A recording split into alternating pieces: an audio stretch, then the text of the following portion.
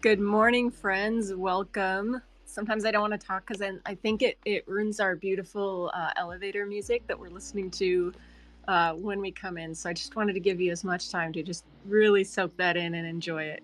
But good morning. Welcome. Hope everybody's doing well. Sinful, you got your coffee this morning? Yes, I got my Cubanito coffee. And yeah, I was just enjoying. I was wondering what dark sorcery you're using to. I haven't been able to figure out the music aspect of the whole Twitters thing. You I must have the touch. I don't know. I think it's just it. I mean, to me, it just plays, but as soon as you talk, the music's done. It's like you don't get to hear it until next week. till next week Actually, or 2 weeks. until like we all shut up Yeah, again. no, like even if we're quiet, let's try it. Let's do a quantitative, verifiable experiment. Like if we're all quiet, does the music come back?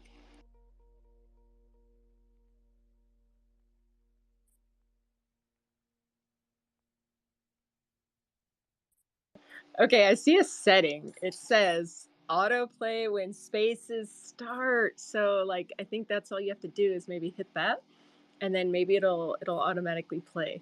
And then you get to choose. And the kind of music that I chose is called Journey,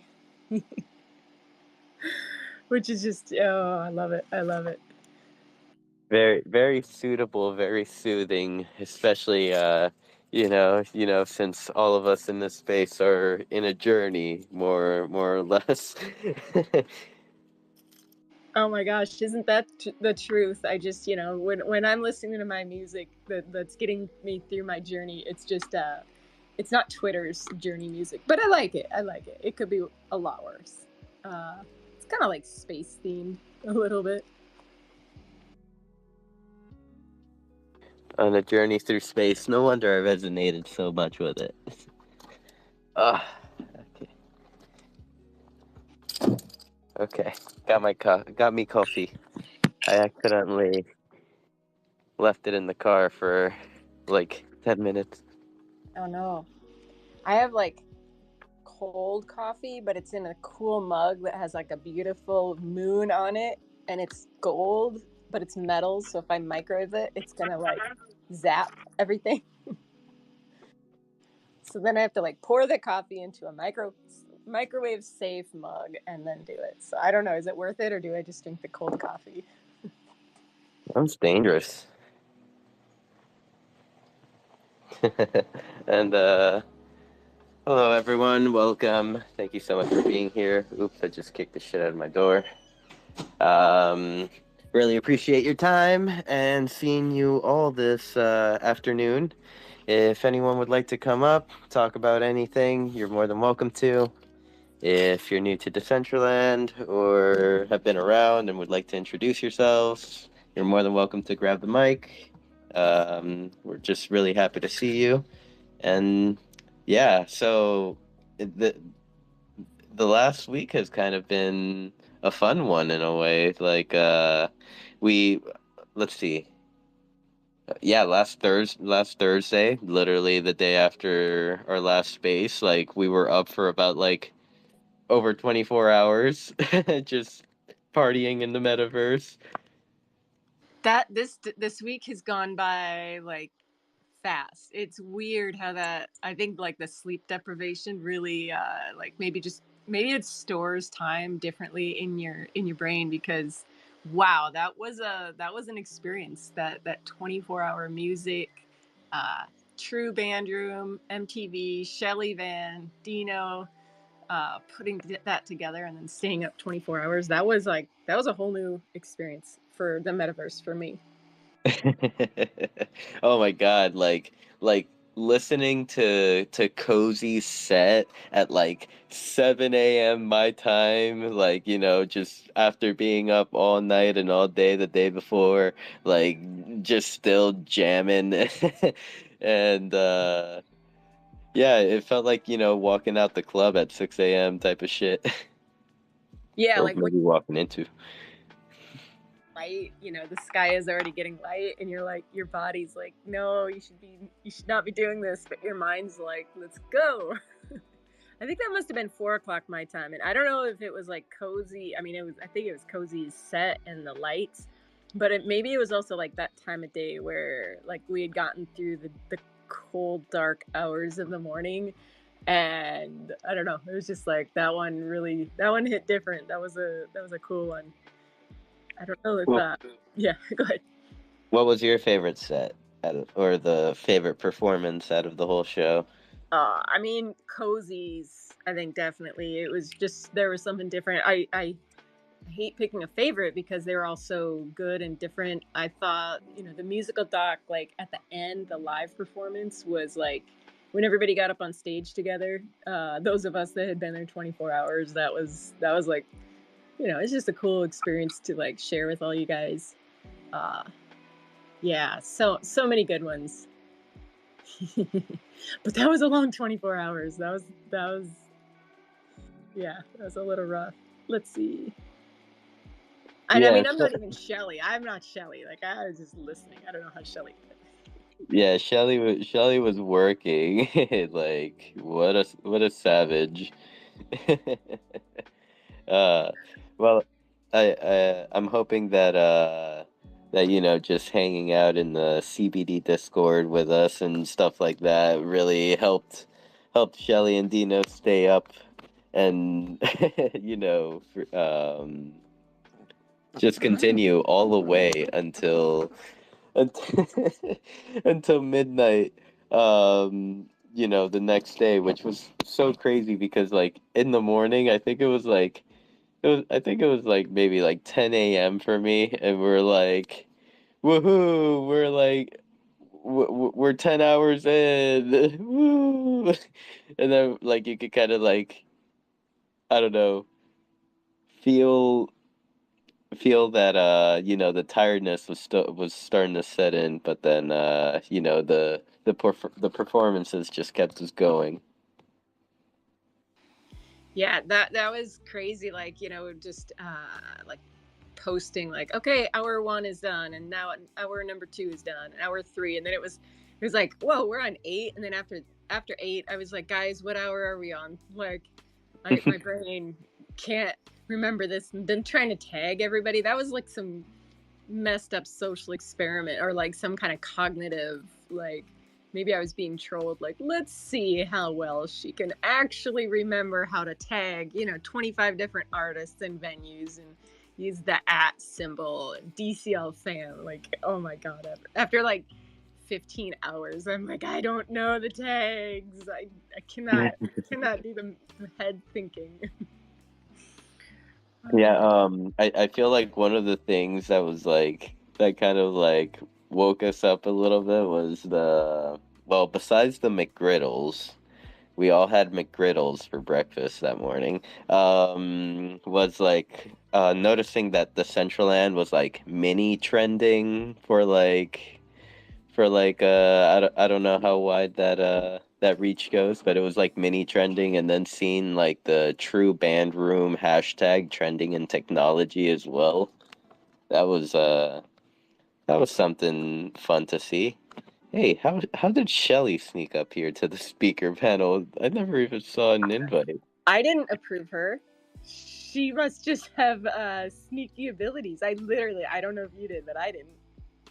How did you do that, Shelly? Oh, ninja powers.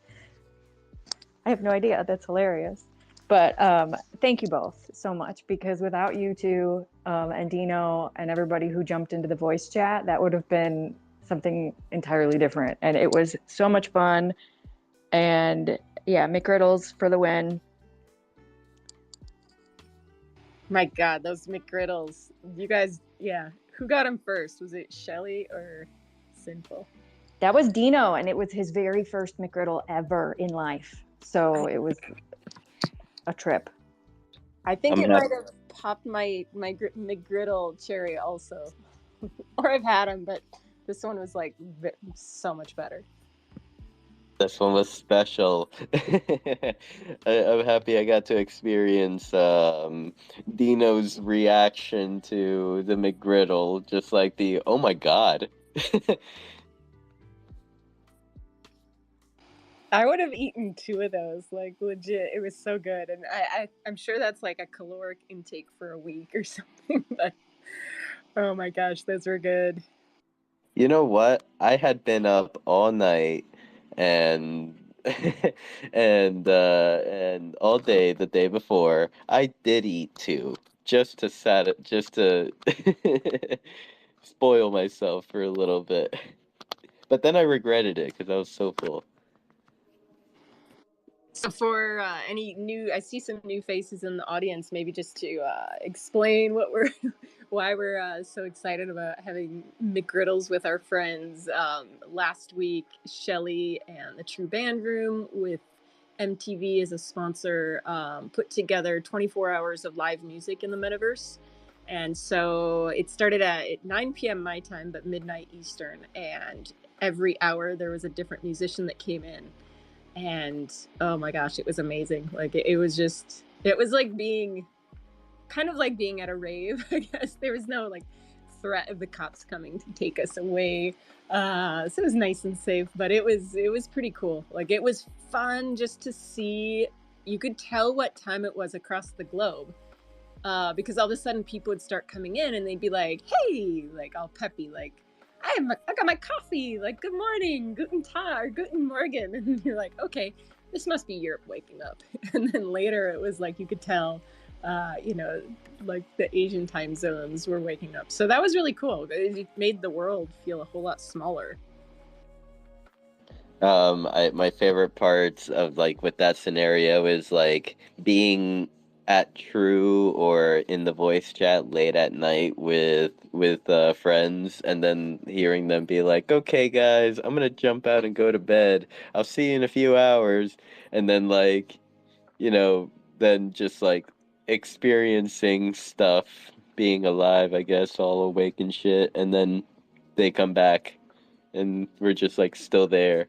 Like we just never stopped. Yeah, and they have like noticeably more energy. They're like, so who's playing next? And we're like, I don't know. Like, what hour is it? Like, is it hour 9? We were like stumbling and yeah, couldn't form sentences and shit.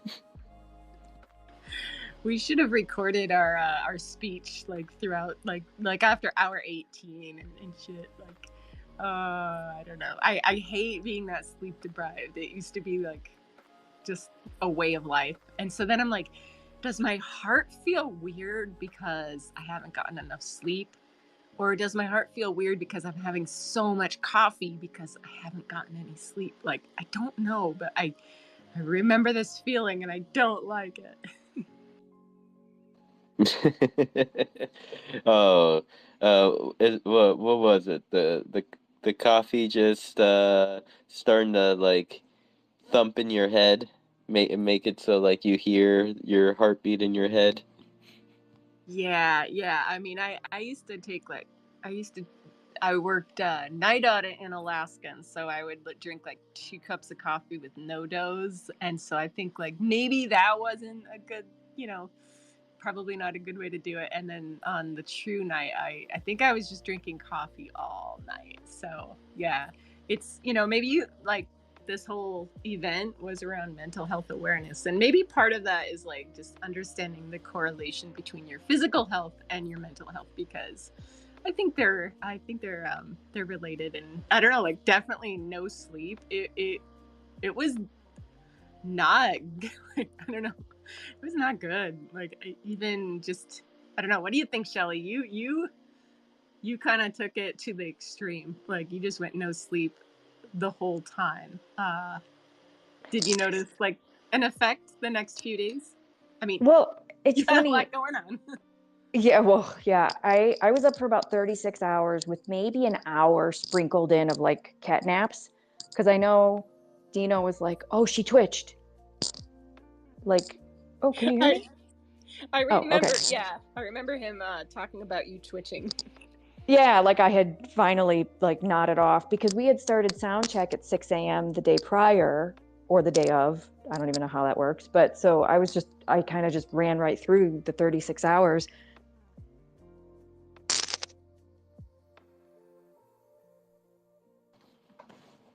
Sorry, I was saying hello to Dr. Green Thumb in World. We have like 14 people here on Parcel. This is pretty cool.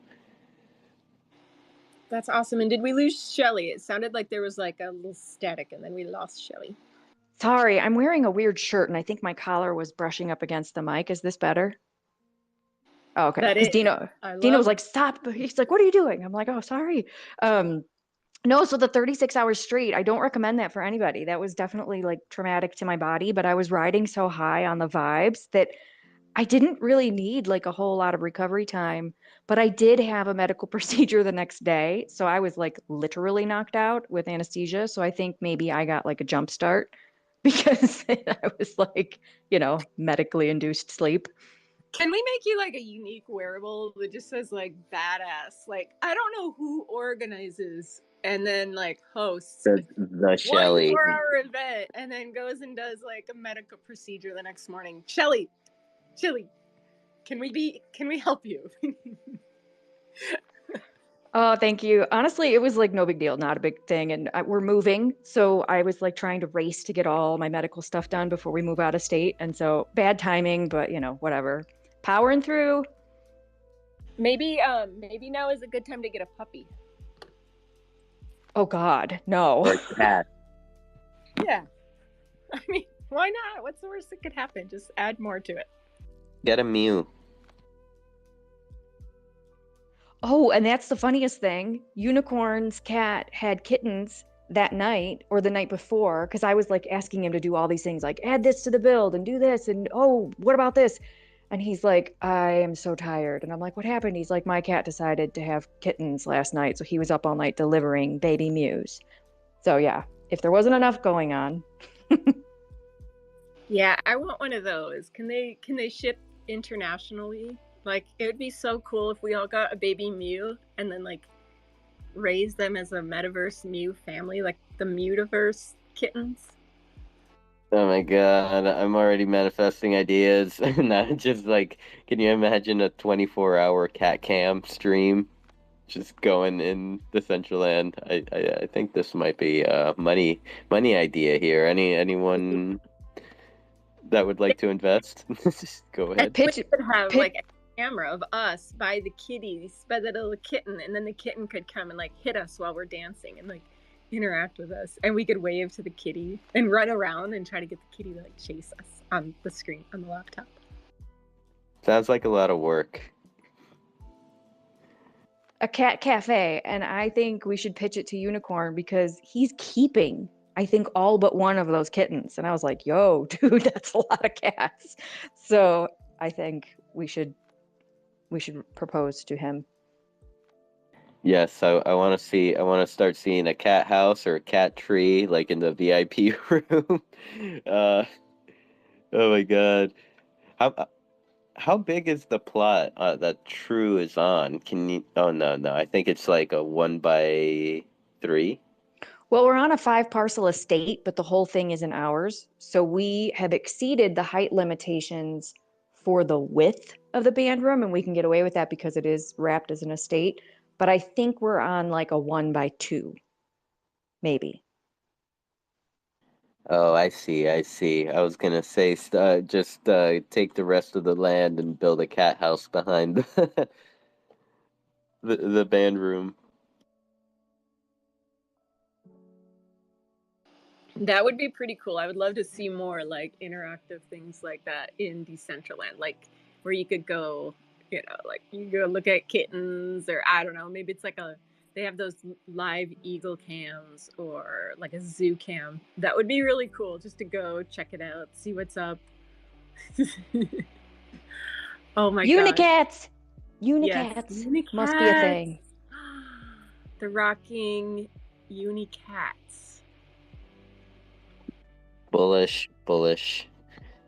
Just want to say hello to everyone in the room. I see Some people joined in between our rambling about cats and concerts and staying up all night, just being complete degens. If you would like to come up and request to speak, talk about any topics, just feel free to hit that request button. Just want to give a shout out to the Holy Ones. I see the Holy Ones account is there. I think it might be Nick. Hello, Nick. Good to see you. Welcome, PB. Rustan, very good to see you. Hey, there's Kenji. Have you guys heard of Kenji's 9 a.m. Monday morning Twitter Spaces? If you haven't, you guys should join them. They're in Japanese, though. I will say that, but yes, join in and support. That is so cool. I love the international audience. I see some friends here also. I'm like I love like getting a little more connected with the Brazilian community, although I don't speak Portuguese, and usually try to like automatically think in Spanish, like, well, because it's so similar to Portuguese, it's probably the same thing, but I know it's not. So it's awesome to see like these communities pop up around Decentraland, and yeah, I'm like so curious, like what happens in these communities, just because there's the language barrier, but there must be a lot going on because there's traction there. And yeah, I hope other smaller communities or larger communities keep forming, and hope that like I don't know, we can help them if they need land or even just like a platform to kind of build on. It's pretty cool. And good morning, Scott. Welcome. How are you? Good morning, Kanessa. Good morning, Sinful. I'm doing well. How are you guys? Doing well. Yeah. Good morning to everybody out in the Twitter space. I just wanted to, I just wanted to talk about this one little thing, in sort of real talk kind of terms. In the last month, there have been a number of layoffs across different companies in the industry. One could say the virtual worlds industry. I know that there's a lot of new companies that are coming into the space and developing their own metaverse world or their own virtual space. And we've mentioned this before in the past, but just wanted to put a fine point on it and call attention to it. Disney laid off their entire metaverse department. Tens of thousands of people are being laid off from Meta. There's like this turn from focusing on the metaverse to AI, and there's just a lot of people out there that are having their lives in turmoil, and it may not be getting a lot of press or a lot of positive press, but those people are real people. I have a friend who works at Facebook. As far as I know, he's still working there. He actually encouraged me to apply for a job there about a week ago. But the point is that it's challenging times, and to just be mindful of that, as we go forward in the space, and somewhat of a gut check as to why we're here, why we're doing what we're doing. I mean, as far as for me, it's about the people that I get to work with, the people that I meet and spend time with and learn from. I just wanted to take a little bit of time out to just address that, the elephant in the room or whatever. It's like we all talk about keeping our heads down and building, but just be conscious of there being people in the space who perhaps, you know, a week ago were working in the space, and now they're just like, I don't know, not necessarily adrift, but yeah, they're a job takes up, you know, fully a third of a person's life, and when that's gone, it can be a pretty serious um, event. So just wanted to talk about that.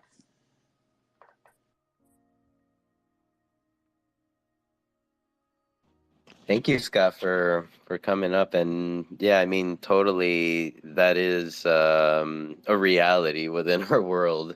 And yeah, definitely good to kind of sit back and think about these things. Um, and also, you know, in a way,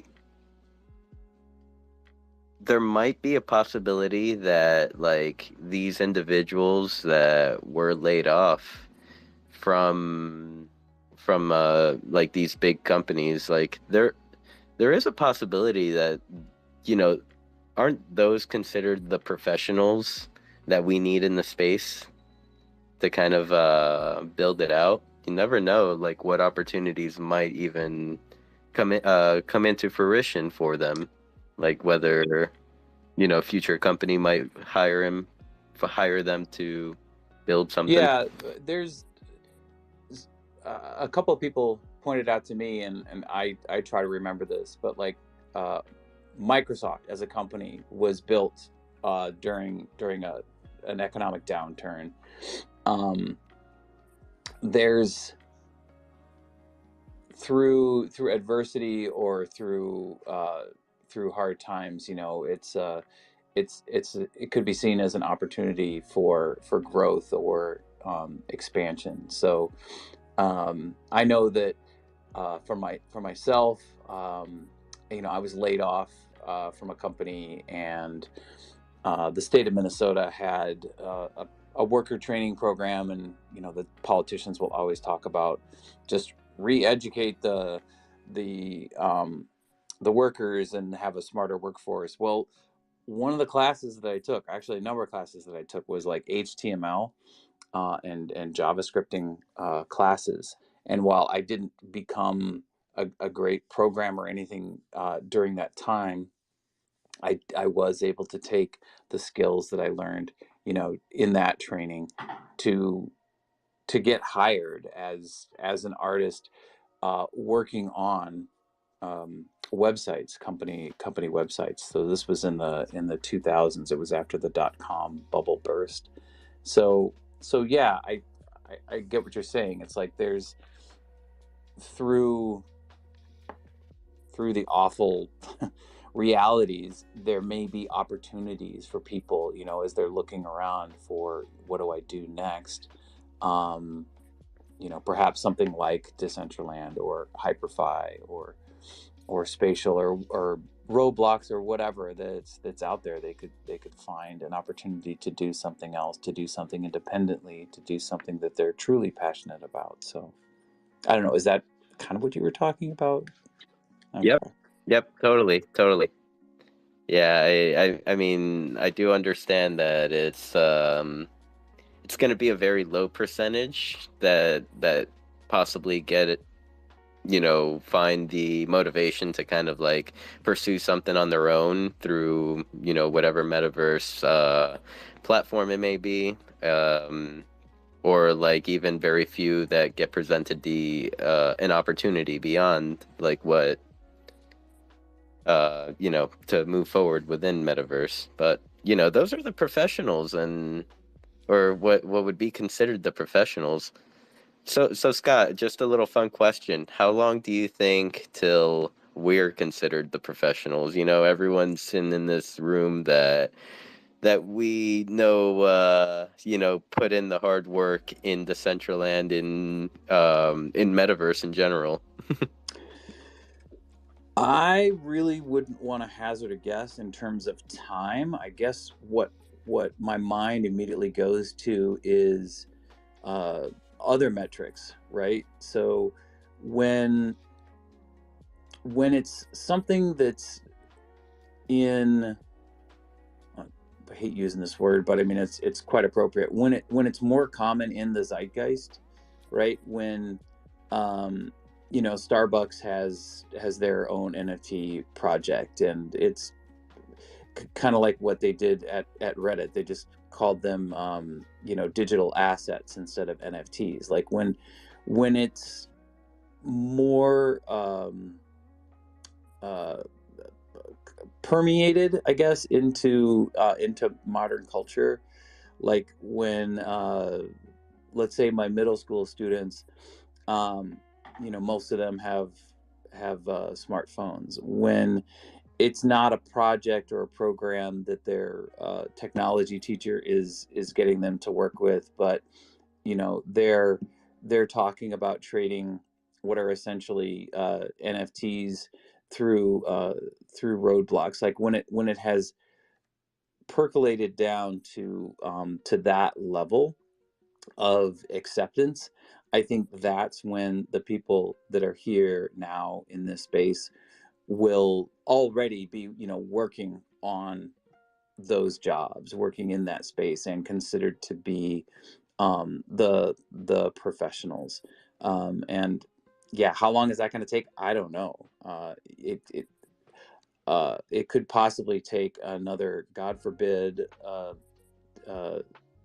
global circumstance like COVID.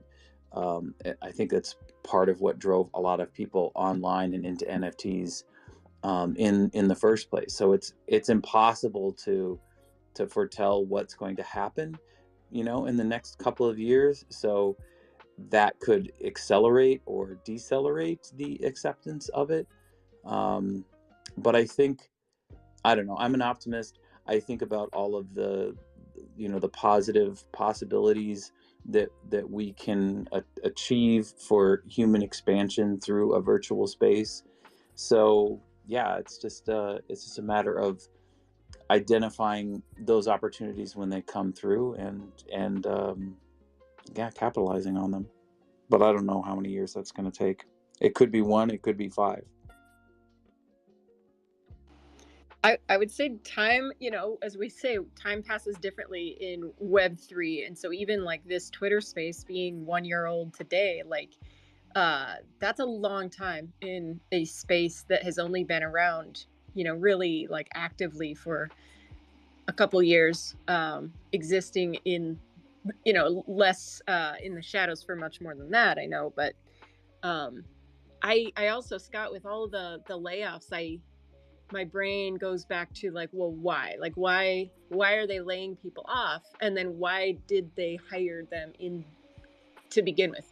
And I think that really a lot of brands, after Mark Zuckerberg mentioned Meta, like a lot of brands had a knee-jerk reaction to that. And nobody wanted to be left behind. Nobody wants to be that brand that doesn't have a metaverse position. Like, you look at the brands that came into Decentraland, like a lot of alcohol brands, right? Competing with each other. Who wants to be the one that's like, nah, we didn't do the metaverse play. We just didn't think it was good. Like, nobody wanted to be left out. So there was this, extreme level of FOMO, which I think, is not how good business decisions are made. Like, NFTs, metaverse, all these like, hot tag words from a couple years ago. They hired people probably under FOMO, and so they're gonna let people go when that isn't realized to the capacity that they thought it was going to be. Like, I mean, did anybody really think that, in November of 2021 that we'd all be in headgear like in a year and a half? Like, it doesn't move that fast. So I'm sad to see people's lives being affected by it, but really, like, they should have had maybe a little bit more of an organic and structured business decision. Like, I living in Washington State, having a lot of friends that live and work in Kirkland and Redmond, like the birthplace of Microsoft, the birthplace of Nintendo. Like they're definitely affected by it, but their opinion on it is like, yeah, this is the tech industry. I mean, yeah, like when you walk around Seattle, it hits hard. Everything there, like a lot of people, yeah, the landscape is changing, definitely. And I think that it's sad to see that happen, but how will it, I don't know, hopefully the people that leave that environment will realize that there's still people, there's still the whole movement, the concept of metaverse and NFTs and Web3. It has legs, like, but it's not a marathon, it's not a sprint, it's an Ironman. Okay, like as soon as you do the swimming, as soon as you get in your groove and you're done swimming, you got to get out and you got to get on your bike and you got to ride, what is it, 120 miles? And so that's a couple hours in. And as soon as you're done riding your bike, you got to change gears and then you got to run a marathon. So like, I think all of us, it is not a marathon. It's not a sprint. It's an Ironman. Yeah, and I mean, also another even like aspect to kind of think about is that these companies are trying to keep their profits up and stuff like that. And you know, globally we're in a recession or you know, on kind of a downswing if you don't want to believe it's a recession. So, you know, companies are trying to keep their numbers up. You know, it's all about just a number to them and not really what program they're cutting and whose livelihood they're ruining. So, Hello, hey, sorry to unknower. just kind of jump up unintroduced, but what Scott was saying about kind of leaning on the future generations to kind of get this and like start integrating it into our culture kind of reminded me of some promising news I saw earlier this week, actually. So, totally all new to me, but apparently there's a project called Pudgy Penguins, and I think it started as an NFT project. Not totally up to date on the history yet. Tried to give myself a quick crash course before I started talking about it, but essentially they're like leaning into digital toys for kids, where you like go and buy a physical Pudgy Penguin and then you get your like forever friend, which is actually like they give you like a little adoption certificate, and then you get to go, the kids get to go and customize their little NFT version of their little Pudgy Penguin friend. And I saw that and I thought that was so cool. And I guess as of this week or earlier this week, it was the #1 new release on Amazon in the toy department. So, like, I don't know. Obviously, that must be like in part like a really dedicated adult fan base that's like trying to get their kids into this. So Web3 Webkins. promising. I was going to I say, was just like waiting for Canessa to come in and be like, oh my Webkins. gosh. Yeah, let me just say I was kind of a big deal in Webkins, not to toot my own horn, but yeah, like, well, Club Penguin, it's like Webkins had a baby with Club Penguin, and then they had a baby, and then whatever that spawn had a baby with like an NFT and Web3. Oh my gosh, this is funny. I need some. No, I don't. No, I don't. Webkins was like my first journey into spending way too much on wearables, but those are the days you could just spend a bunch of money on a website called iOffer and you could get like knockoff wearables. And that's why NFT is just like saying to me, because I'm like, yes, now I know that these can't be like replicated. And so when I spend way too much money, they're yeah, then I at least have like an NFT. This is crazy. And are you gonna buy one? I was thinking about it. Might as well, right? Just try it out. I should definitely buy one and not take it out of its packaging and then 20 years from now sell it for 20K. Like all those Beanie Babies, right? That worked out very well for all of us.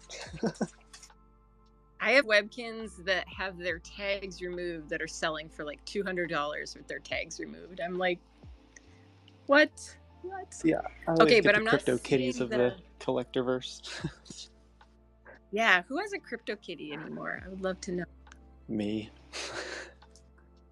I missed out on the crypto punks and the the apes ended up with a bunch of kitties. Not even anything rare, just a bunch of useless kitties.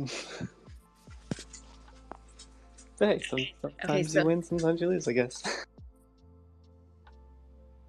I'm seeing a lot of merch, but I have to look a little bit harder. But this is awesome. And I think that, like, I feel like, what you guys were saying about the recession and businesses and how they change, like, it's going to be the ones that can adapt through this bear market and through like a global recession. It's not going to be the ones that just throw more money at it. It's going to be the ones that find that thing that people want. Like, like good businesses, they identify a problem. Like, what's the problem? The problem is that, like, okay, we need to sell more stuff, and they find a way to market it so that, people want that. Like, either FOMO, like, oh, I wish I had an ape because, whatever, like the apes are the coolest NFT project or whatever that is. And so I think that the projects that are still building and like coming up with stuff, like the holy ones that, it's not just an NFT, there's utility to that, or like the unicorns where you get music with it, or the stickmen, don't they get like a little music clip? It's like, it used to just be enough to have an NFT. Now, like, you got to add more to that. So I think there's some really cool projects happening in this space.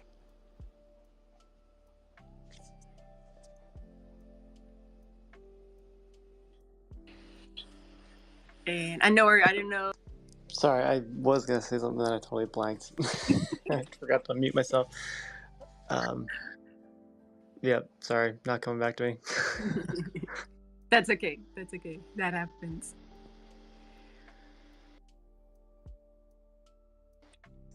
So, kind of Scott had like brought up the kind of like the different ways that that we can kind of talk about NFTs without talking about NFTs. Kind of when he mentioned about Reddit, how Reddit called it a digital asset instead of an NFT. I almost feel what are everyone's thoughts on kind of like even like for ourselves individually, like marketing our our projects within the Web3 space? What are your thoughts on kind of like even marketing yourselves as like if you're an NFT project, presenting yourself to Web2 entities as a digital collectible, or just mixing up the terminology so that even the normies can understand. I think just by using plain language, it's been a year, right, since we first got here and started creating the group of groups around Decentraland. And for me, it's always been about the people. Like, what I was most impacted by when I first got to Decentraland and started to understand, what was going on. All of the land, that was standing vacant, but yet there were these collections of people, either at Holy Ones events, or in Stronghold, or at Dollhouse, or at Penguin Penguin Club, Penguin Fight Club. It's people talk about, at least in the NFT space, and there were all the buzzwords and whatever, talking about utility. And 20-30 years ago, when I started out in sales, it was called value add. It's like, what two things are we nailing together that people hadn't considered nailing together, that creates value and would make it more convenient than having somebody nail those two things together themselves. And honestly, I think it's the social interactions that we have, right? The unique experiences. And I really do think that it has to do with the simulated space that we do it in. I'm listening to a series of podcasts just about how the mental health of teens and tweens and spending time on social networks like the Web 2 social networks, how it's it's not super healthy to be spending time looking at idealized images of each other. Uh, that whole sense of FOMO, and thinking about, okay, well, what what is different, between that and playing video games. Well, video games, it's a lean forward. It's quest based. I'm trying to create a sense of mastery, developing a skill set. Whereas when I'm on Facebook or on Instagram, it's about how I appear. Um, and while there are certain components or of appearance in Decentraland, in that social space, it's it's really more about um, the time that we spend uh, after we put on these digital assets, this digital fashion. It's the conversations that we have in this shared digital space, and I think that's closer to um, being able to hang out in real time in the physical space. So I think having just a discussion about the the real benefits of doing something like this. You guys started out this space talking about that 24-hour music festival, and I wasn't there all 24 hours. I was there like at the beginning and a little bit in the morning. So, maybe like 12 hours in. And then I was there close to the end. And I was there for the musical doc um, closing performance. And that was just so beautiful and phenomenal. And, feeling a connection, not just with the artists, the musical artists that were there, but also with the other people that were there that were experiencing that. Um, that's not nothing. I mean, I think that's something that's truly special, and I think it's something that not enough people have been able to experience. I think it was actually Coke Smush that was we were there touring his space on ABCs, and he's like, I used to play video games a lot. But I really enjoy what I enjoy about Decentraland is there's like the social aspects of gaming online with people, but I don't have to worry about killing other people or getting killed, right? In gameplay, and I think there's really something to that. Yeah, most definitely. And let's see. Thank you, Scott, for your answer. I mean, totally. We need, like, you did touch on a lot of very, very valid points. I'm gonna pass it over to CJ. I think CJ had something, wanted to say something about this current topic. Good morning, CJ. How are you?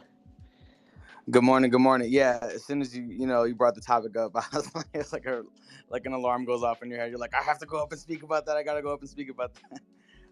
But just even rolling off of what Oddjob was saying, I come from the gaming world. I've literally been gaming ever since I could pick up a control, probably like 1994.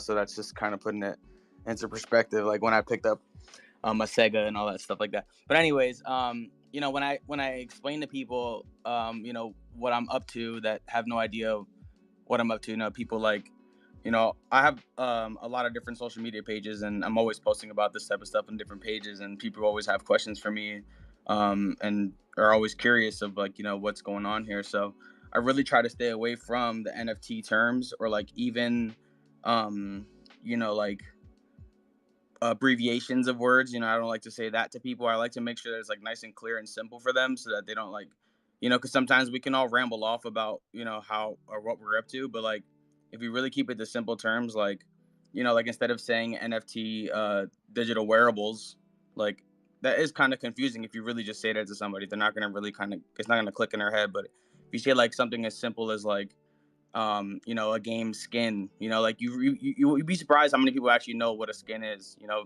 because their kids play Fortnite and Roblox. You know, I bring that topic up a lot, you know, but just because, you know, there's more people that play that than people realize. Like, I mean, it's like the numbers are astronomical. But you know, I just try to make sure it's like very simple, very like, not, I don't want to say we're dumbed down because it isn't like dumb terms, but it is just like, just try to make it more understandable for people, so they're not just like, they hear the word NFT and the first thing obviously people think of is like the profile picture craze and like, you know, the 2021 of just madness that happened of you couldn't turn anywhere without seeing the word NFT.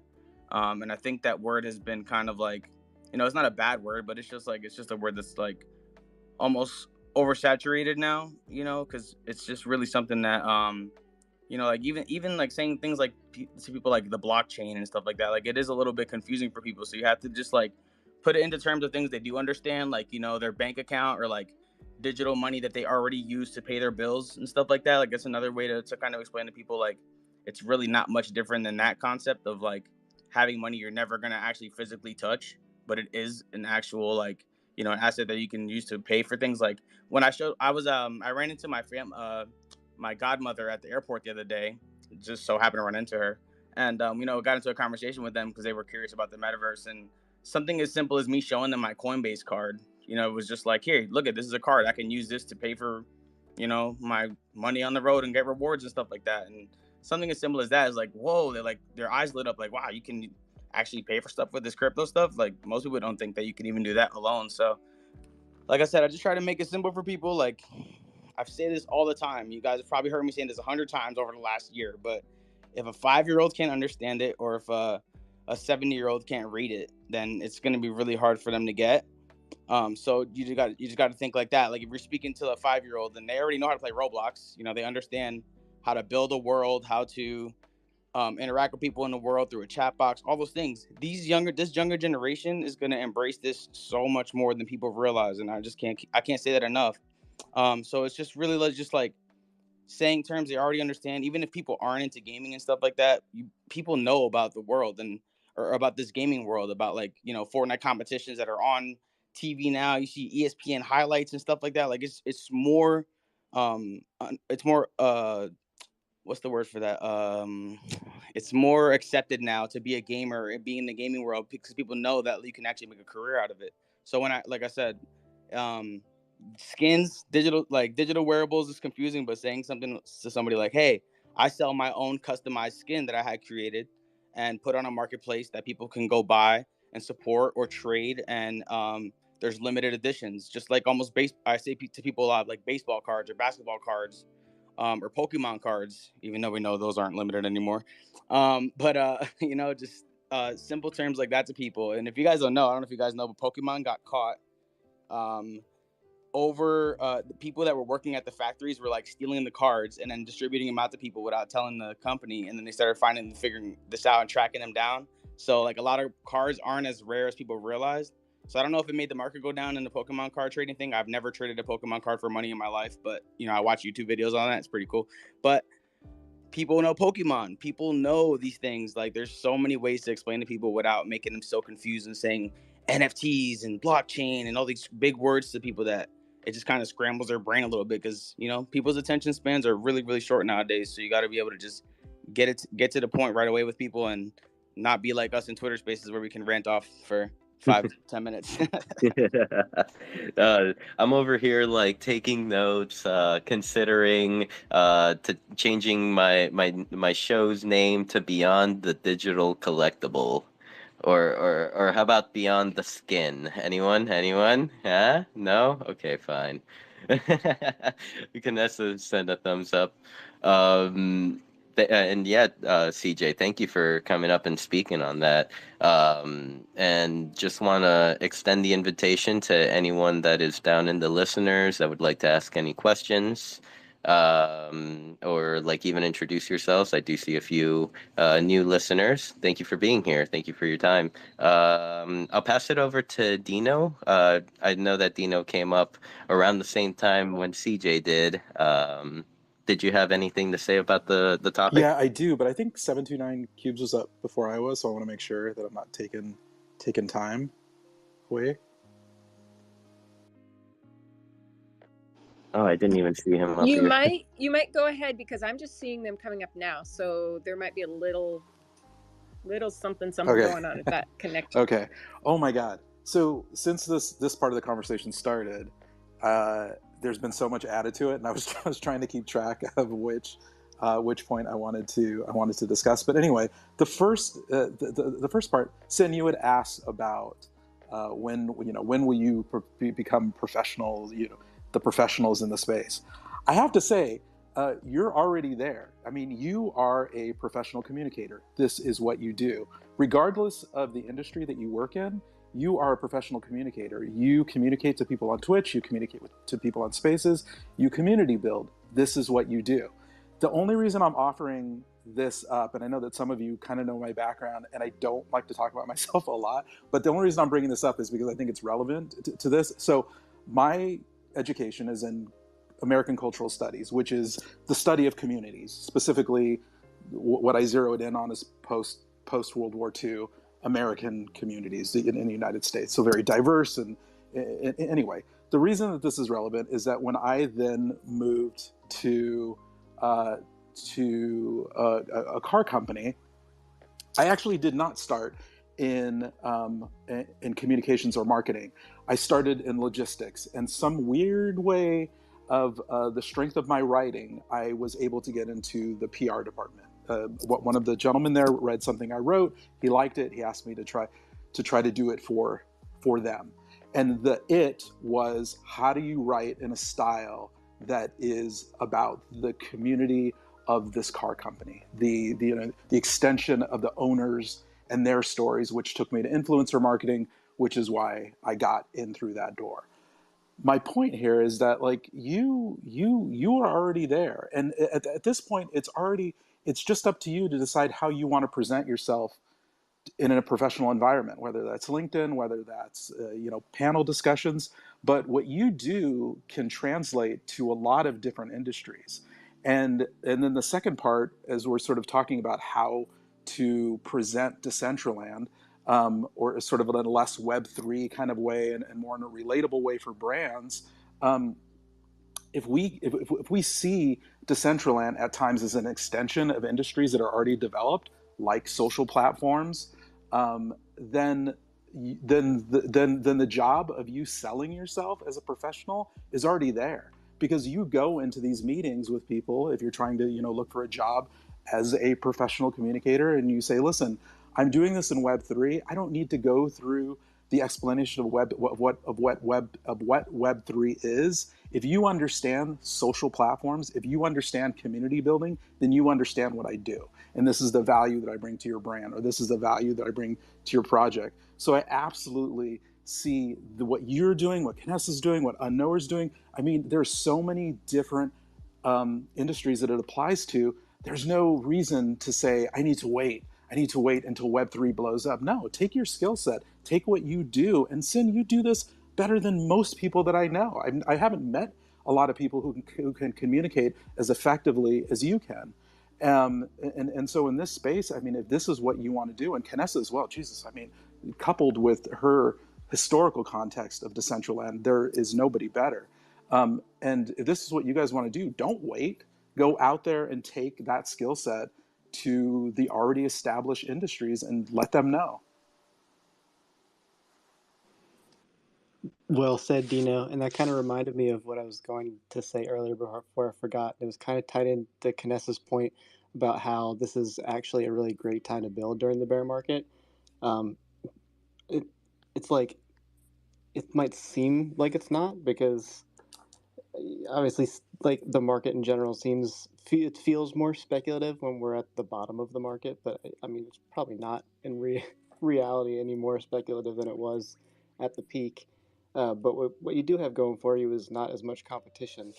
There's not as many people who are passionate and believe in this stuff right now during the bear market, because they're off, trying to find whatever the current thing is that is going to make them rich by tomorrow, and we're just here building. So I think anybody here has a pretty strong advantage in that sense. That kind of cancels out the detriment of being at the bottom of the bear market, or what feels like the bottom. Who knows? It could dip lower. We've already been lower, so we're kind of in that like poking it with a stick stage, saying like, "Come on, do something." But that's also just a great period to be building. You don't have the anxiety of watching the ups and downs. Steady growth is healthy. So that's all I had to say. I love it. I love what you're saying, and I think sometimes when those voices of FUD start speaking in my head, that I think we all hear, like, oh, crypto's going to nothing.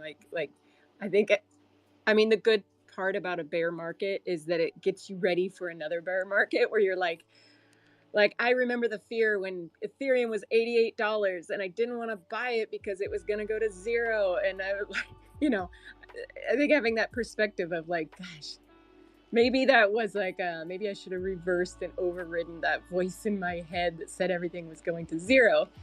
And I ask myself, like, well, is Web3 going to zero? Like, is it just done? Like, is there nothing behind this? And then the obvious answer is like, no, like Web3, like a decentralized, platform, like various ways of operating like in a decentralized fashion. No, this is revolutionary technology. So of course it's not going to zero. So like, if you can believe that, then like, the world is going to be probably so bright, like we don't even realize it. We're just trudging away with our head down and we can't see what's coming. But when you look at the technology, and if you can trust the technology, then like, dang, like we're so early, the future's so bright. But it doesn't make paying for your groceries today any easier when you're like, that's the difference between a bear market and a bull market. You go from Wagyu beef to like beef top ramen. But like, if you can go with the beef top ramen for a little longer, I think it's gonna reward us very well. And I see we have a new speaker. Let's see, Deuce Lee. Welcome to the speaker panel. We are glad to have you here today.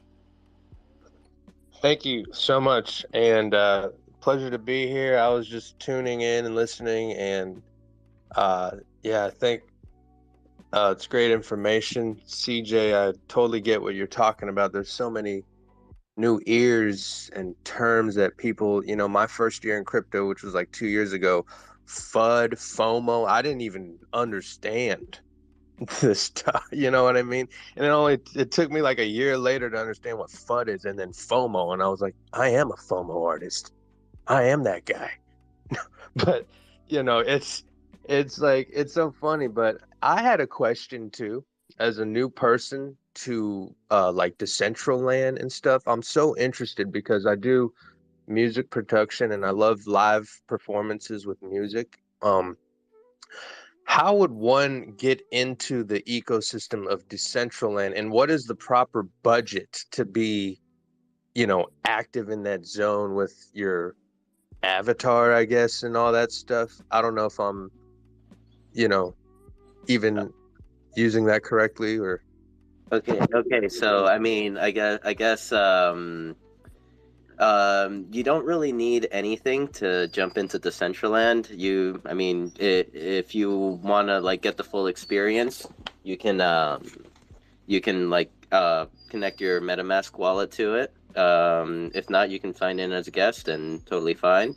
And as far as like budget, I guess it depends on like how much you're willing to like get involved in this. Like if you're like going to be just like, if you're going to be a performer within the space, like you don't really need anything. You just need friends, which up here in this speaker panel right here, like I can name 2 people, well 3 including myself, that could put you up on a stage and have you perform like very quickly in front of community members.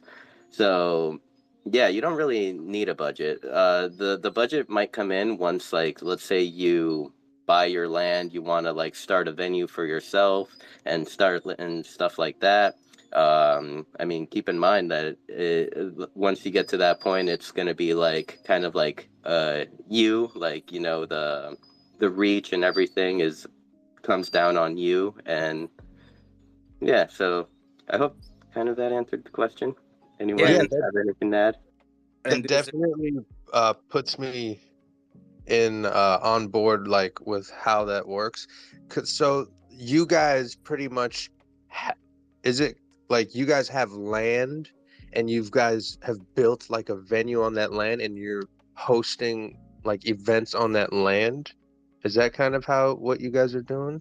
Yep, yep. For example, right now, Kanessa and I are hosting like this Twitter space is being streamed to Twitch, YouTube, Twitter, and I mean, and also Decentraland. So this is like we're currently all together on Kanessa's land, just chilling. You know, some individuals are listening within World and are not in the Twitter space, and vice versa. So it Well, could here I'll pin a tweet at the top with kind of like the with info and stuff like that, and you can like play around with it. And I'll pass it over to CJ. I'm sorry, dude. nah, it's all good. You know, I love when when musicians come in, because you know, I feel like there could be a lot of misunderstandings about the metaverse. You know, some people think they need a VR headset and everything like that. So basically, to get started, what you need is a laptop or a PC. Having a gaming PC is definitely like going to give you a better experience, as far as like, you know, it is a pretty like extensive load on your computer, so you have to make sure your computer can handle it. But basically, you need a computer, a webcam, or even like a webcam directly on your computer.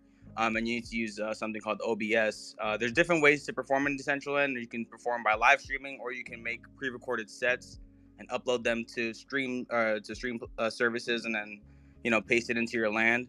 But basically, what we do is, you know, I've been a musician in this space for a year and a half now.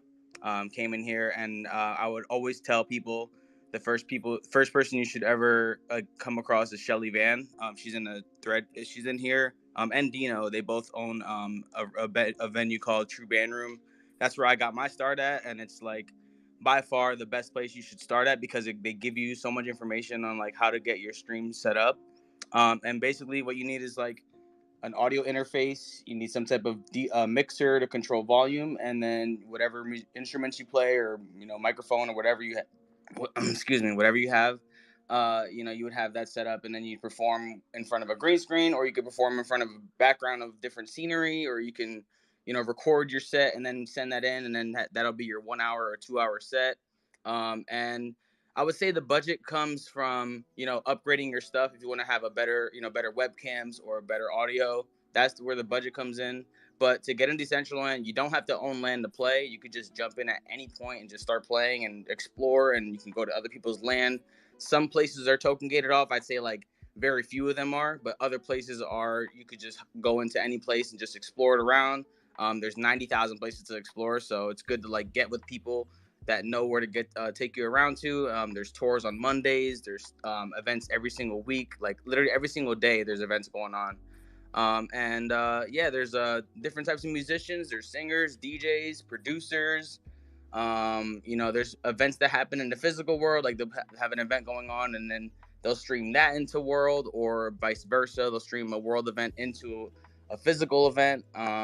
And you could do both at the same time too. So there's a lot of different creative ways to like get your brand out to an international crowd, if that's something that you're interested in. And it's a very small, tight knit community, but it's like it's a very supportive community that if you put in the support, and you show the passion, and you show the love you have for a digital you know, adventure around this, you have to have an imagination of fun to be in it too. But you know, you really is just like going on this digital adventure together, almost like the movie Tron, where you're just living on this grid, and we're all just having a good time. And some people are in the party scene, some people are in the gaming scene that like want to earn wearables and make money. Some people are in both. Some people build stuff. Some people just collect stuff. Some people create stuff. And I hope all that was as clear as I can be about the basics of what we are doing in this metaverse 3D world, where You can represent yourself as a 3D avatar, or you can represent yourself as a physical human on a webcam screen or on a TV screen where people can see you physically, through their computer screens. So I've watched performers from all over the world without having to leave my living room. And I've also connected with them in the physical world where I've done bookings and I've gotten gigs all over America now because I was able to make a solid connection with these people on Discord, Twitter, Instagram, Facebook, wherever they're at, I'm at too. So I'm able to connect with people all over all these social media platforms. And I've done weddings, starting to get into the corporate scene, maybe one day, hopefully do some international stuff, which is possibly going to be coming real soon. Can't say too much about it, but there's a lot of things happening that the musicians really, really should take hold of and embrace, because, man, it's crazy what we could do from our living rooms if you just really dedicate yourself to this world. And I never regret anything I've done so far. It's been an amazing journey, and I hope more musicians can learn from that and jump in and take that leap.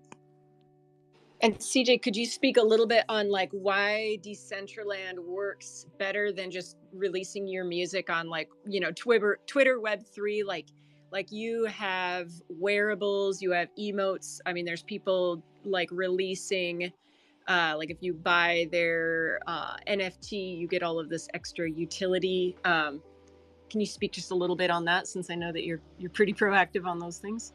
Yeah, so I've been very experimental with my approach on like dropping music NFTs and art NFTs, and just just doing it in different ways, like where some of them are attached to like physical merchandise items, like physical hoodies or like physical T-shirts, and then vice versa, or it's like they'll get like an NFT and then it'll be attached with like a digital item. So like they might get like a digital hoodie or a digital pair of wings or a digital pair of sneakers, or like something that can be worn in the metaverse, or a combination of all those three things together.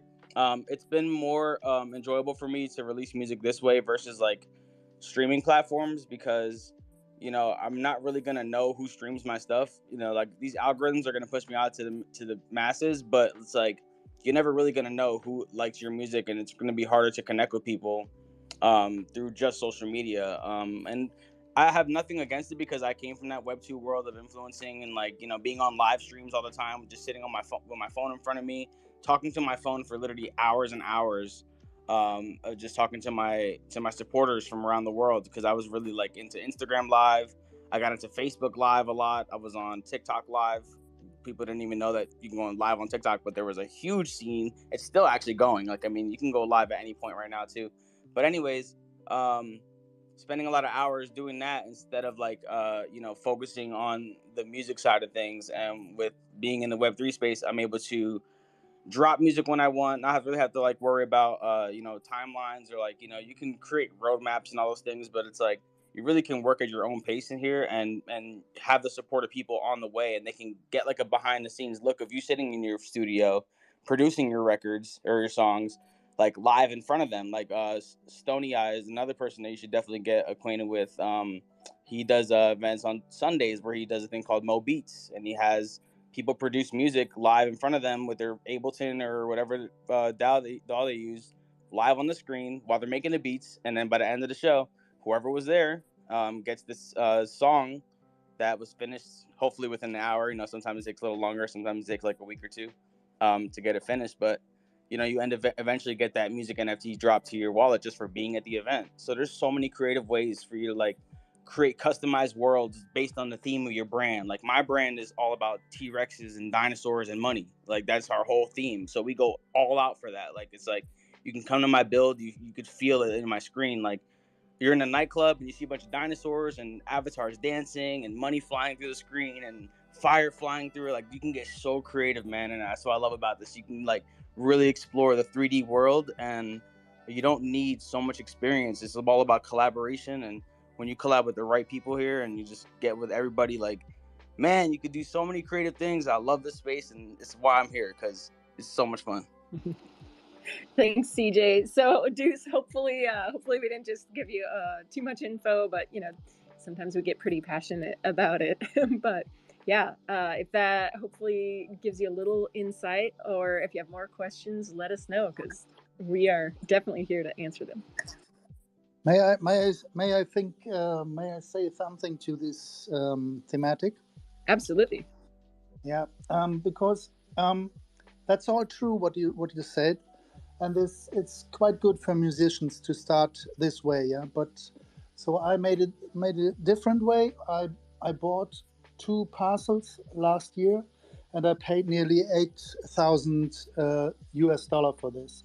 And what my critics is that if you walk through Decentraland, you will see lots of interesting buildings. Yeah, and you can buy a parcel right now. It's a little bit cheaper right now, but if you want to build something, you need to invest $10,000 because you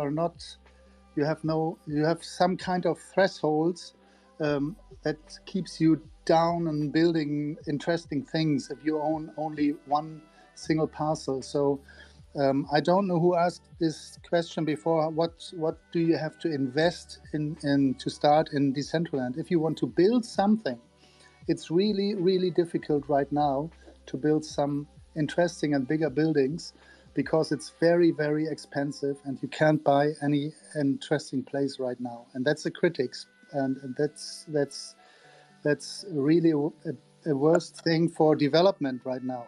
I wouldn't even put it on that, to tell you the truth, because like anyone can rent a big amount of land for like 2 mana a day, mana being 48 cents a piece right now for 365 days. Then you have, it's not necessarily even as not I don't even think it reaches $1,000.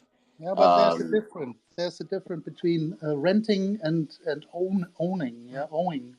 Yeah, Uh, yeah, but either way, you can still build. It does not block you from building. You can own your own DCL world and still build in Decentraland. And yeah, I guess. so, I respect both angles of reality. So thank you from both sides. I really do, because, we live in a reality world. So, that's expected. I expect if you want to build stuff and build your own building, an office or whatever, it could be a lot. And I totally get that. And I totally get the other approach too, as, not when you're not a builder. So I totally get that. I respect both sides. And I really want to say a big shout out to Shelly, Dino. These two are actually and Sinful. I think I met you guys first about a week ago or two. I know you guys talk to a lot of people, probably do this every day, but I remember you guys. So thank you for just being y'all. And that's probably why I'm here and this space is popping up. And I'm glad I walked in again, because I am a performing musician that is so interested in this. And CJ, you're so great at explaining it. You know what I mean? It was highly motivating to hear all those bars you were spitting, because that makes me hungry and want to learn more. And, I'm actually Googling it right now as we speak. So thank you guys. Maybe in the future I can, connect more with you guys and converse and hopefully, be performing soon with you guys. Thank I can um, I can really recommend to you to go into the Discord of Decentraland. That's good. You just listen what the people saying there, and that keeps you informed. Yeah, Thank and you. I also wanted to say too, like I kind of disagree with that as well. Like when I came into this, I started with 0 mana, zero crypto. Like I really was learning from the ground up.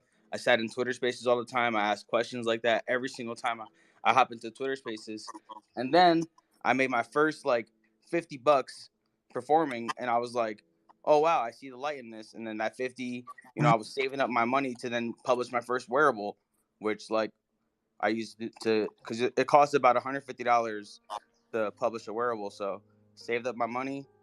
Like I started from the ground up in this. So I definitely feel like there's other way. You definitely need like some type of like emergency pocket of like, like anything can go wrong anytime with any business. But I think that anybody can start from the ground up, and if you have already a lot of the equipment, then you're already ahead of the game.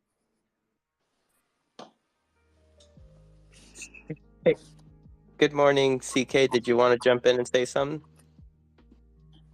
Yeah, I just wanted to. I heard 729 Cubes talking about like how expensive it can be once, you know, even as a landowner to create experiences and to build on your space, especially as somebody who may not know a lot about 3D modeling and coding.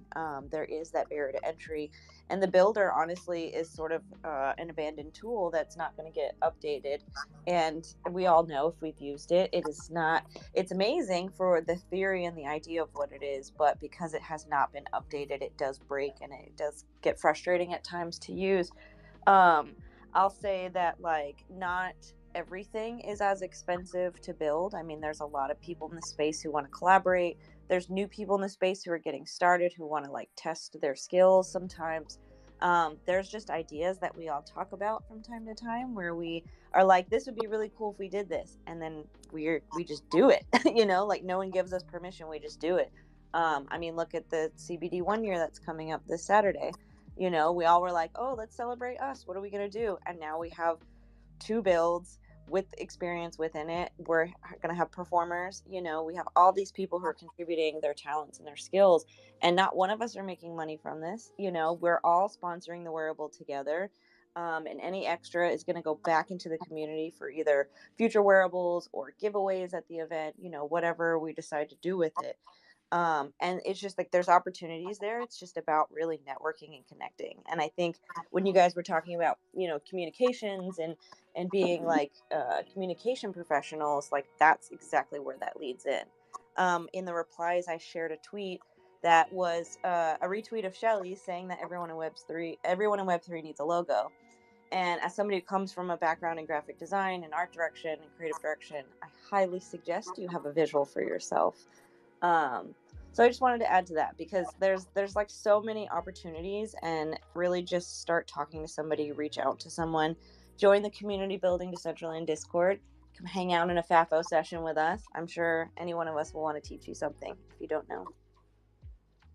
So yeah, Deuce, yeah, you took a very good first step into all this. Would it be okay if I send you a link to our Discord, the community building Decentraland Discord? Please do, my friend. Thank you guys so much for just stepping up and schooling me, you know, and welcoming me. I really appreciate that, man. And yeah, man, thank you. And I want to give a shout out to my guy right here. His name's Root C. He's right there on the bottom with the Rasta uh icon. And man, this guy's been so gracious, like you guys. He's brought me into his kingdom, you know, and taught me about contracts and the creation, the back end of it with like Third Web and Mandible, I think it's called. And it's just opened my eyes so much, guys. And man, thank you guys. I really like this community. I want to make it normal to be you know, a normal citizen here. So thank you guys. Appreciate it. Thank you, Juice, for coming up. And I just have to say, like, it's we never know how these small connections will play out. I was well, actually, it was CJ that was in a Twitter space once, and I joined him there. And there was a young lady who was talking about her music NFT. Long story short, she just played at a 24-hour music festival that was sponsored by MTV last weekend in Decentraland. And so, like, those small connections of just randomly getting to a Twitter space and making a connection. Like, I don't know, it's just crazy that you never know how that is going to play out. So I think that the Web3 community is still small enough that like we are our own best allies, just the people in these rooms and the connections that you make. So yeah, definitely if Sinful sends you that link for the Discord, that's a wealth of information. And, you know, also just upon the land, like, I think that, I think it is, you know, access to land is a lot easier than it used to be. Rental agreements are frictionless right now. I know, like, I personally let people use my land for free because even the amount of rent, the cheapest one is 1 mana a day. And that's 30 mana a month, $15 a month, roughly. I know that still is a high price for people in developing countries. So like, I just hosted a group from Lebanon that had an art show for art that was banned in their countries of origin. And so, yeah, just putting it out there. If you need land, hit me up. I am more happy to help people, that might really benefit from that leg up. But I know there's a lot of ways for people to get onto land. And so it shouldn't be a barrier to anyone, access to land. What you can do on that land, the 10,000 triangles, that is a barrier I can't help you with. So yeah, better to know about that barrier before you buy the land too, because it can be kind of a surprise. Yeah, if you know us here, like in this entire space, every single individual, or at least a few of us, land should not be a barrier for you. Now, when it comes to building, I mean, I can point you towards someone that can teach you how to build. I'm literally like hinting at Scott right next to me here. he, he's like, hello, hello. Well, So they have yeah, FAFO, so yeah, we can help get you the land. We can help get you the FAFO, the knowledge. But yeah, so anytime like you have some time to join us at some events, feel free to do so. Tonight, Mr. Sweet will be performing at the True Band Room um, at 6 p.m. Eastern, I believe. So that should be fun. He is kind of like one of the weekly DJs at True Band Room and always puts on a good show. Community loves him. And then later on at 9 p.m. Eastern, the Dollhouse will host their usual Wag Me Wednesday events. Those seem to be bangers too. Community comes out, great place to like meet people and just vibe out and get to know everyone. So, and I did send you the link to the Discord cube, or I mean Deuce. I'm sorry. So yeah, happy you're here. Thank you guys so much. I'm gonna join that Discord and I'm gonna try to get to that event tonight. I really want to come in there, hang out. So all I got to do is like connect my wallet, and I'm able to like roam around and get into the metaverse. Is that how it works? Yes, sir. Or you can either connect your wallet. If you feel skeptical about it, which is totally fine. I mean, like, security is everything, and we try to stick to those guidelines. You can even like open up a new browser like that you don't have MetaMask downloaded on, open up a new wallet, and then proceed that way if you like. You or you could sign in as a guest. Like at that point, your experience will be limited. As in, like, you won't be able to buy any wearables, or people won't be able to send you any wearables. But you'll at least get to be there and like see what's up, and chat with us and stuff like that. But For sure, dude. Thank you guys so much, man. I'll be at the event, man. Thank you guys so much. Appreciate it. for sure, I'll send you some like promo stuff for it so you can like kind of keep an eye out. Yeah, and Deuce, if you want, send your address to me in DM on Twitter, and we can hook you up with some. Well, I guess after you get your wallet set up, wearables or emotes to get you started, because it's a little more fun when you can dance with everybody else, and you'll find like most of the community is happy to hook you up. So you might come in with like a default avatar, but you won't stay default for very long.